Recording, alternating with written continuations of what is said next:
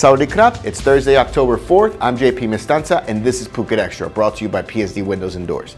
Now here's the news you need to know.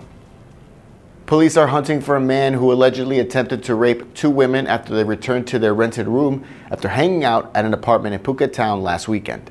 Phuket City Police are looking into the case in which the 30-year-old man, in the early hours of last Saturday morning, September 30th, allegedly assaulted the two women as they accused him of trying to rape both of them, although his attempts reportedly failed and he escaped the scene. Later that same morning, the two women reported the incident to local police and an investigation is now underway.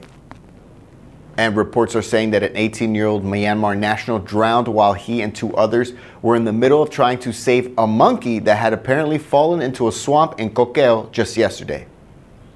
At about 5 p.m. yesterday, witnesses say the young man, identified as Setpai So, he had seen a monkey fall into the swamp and along with two friends jumped into the murky waters to try to help the drowning animal, and when one of the friends was able to retrieve the monkey, Setpai So himself began to drown. That's according to an article in the Bangkok Post.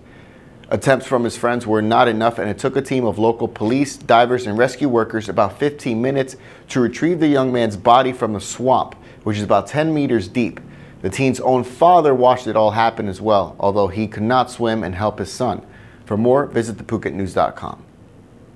The transfer of 3 senior officials of the Ministry of Education because of an investigation into alleged malfeasance over an aquarium and research center in the south. It's just the latest in a series of corruption probes that the ministry has seen this year. In fact, there's been about 50 cases of graft so far. The latest development involves an aquaculture research center in Songkhla province that was supposed to be done by 2011, but it's still unfinished, and the delay has seen the project cost spiraling from 800 million to 1.4 billion baht. And it wasn't until earlier this year that a probe into this case began, prompting the transfer of 3 senior officials from the Ministry of Education. But this is just the latest case, one of nearly 50 cases of corruption within Thailand's education ministry at the national level, which had included a graft-infested scholarship fund and even a major case involving the procurement of CCTV cameras for schools in the rest of Deep South, a case in which contracts were rigged and above-market prices were paid to the tune of 405 million baht. According to reports, the most common form of graft within the Ministry of Education is dubbed top-down corruption, in which a high-ranking official creates an unnecessary project and requests a budget, all for things that the school doesn't actually need. And this has happened several times, including a recent case in the Northeast in which 279 million baht was spent on supplies for 600 schools that had little to do with anything the school taught. For more, visit thephuket.news.com. Sit tight, Phuket Extra will be right back after this.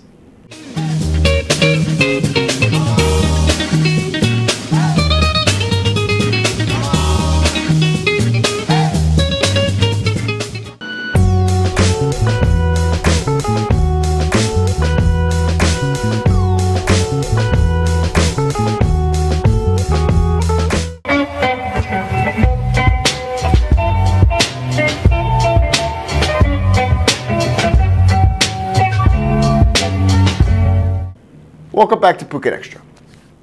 Back to Phuket now, as we've just learned that the tsunami-warning buoy located nearest to Phuket Island has not been working for the past 6 months, but it's set to be replaced next month.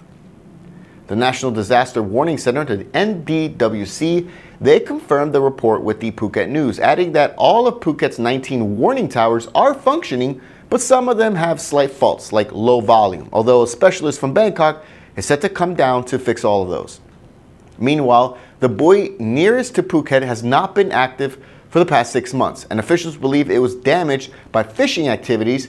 A new buoy is going to be set up in November at a cost of about 10 million baht. There are 2 buoys around Phuket, and it's all part of the tsunami warning system that was set up over 10 years ago and replaced just last year, and interest has been renewed after last week's devastating earthquake tsunami in the Sulawesi region of Indonesia, where, because of a lack of funds, the warning system had not been functioning for 6 years, and hundreds of people lost their lives in that incident. A woman and her son were shot in their roadside shop in full view of their own customers at 8:30 a.m. just this morning in the restive deep south of Thailand. Patani province is where the attack took place, in which 4 people on 2 motorbikes rolled up, with the passengers shooting both 46-year-old Aron Chompet and 27-year-old Kawin Chawitsakun at their tea house shop. Arom, who died at the scene, she was the wife of a local contractor in the area, and it's not yet known if the murders were motivated by a personal conflict or an ongoing unrest in the region. And that's it for Phuket Extra, brought to you by PSD Windows and Doors. For safe, secure, and soundproof windows, visit pvcphuket.com. From all of us here at the Phuket News Center, thank you for watching. And until tomorrow, stay classy, Phuket. Golf is for everyone, especially at Laguna Golf Phuket.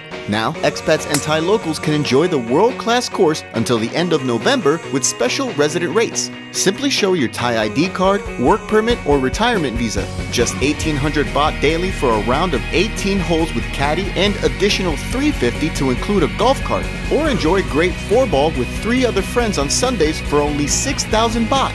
Optimize your summer by booking now at facebook.com/Laguna Golf Phuket.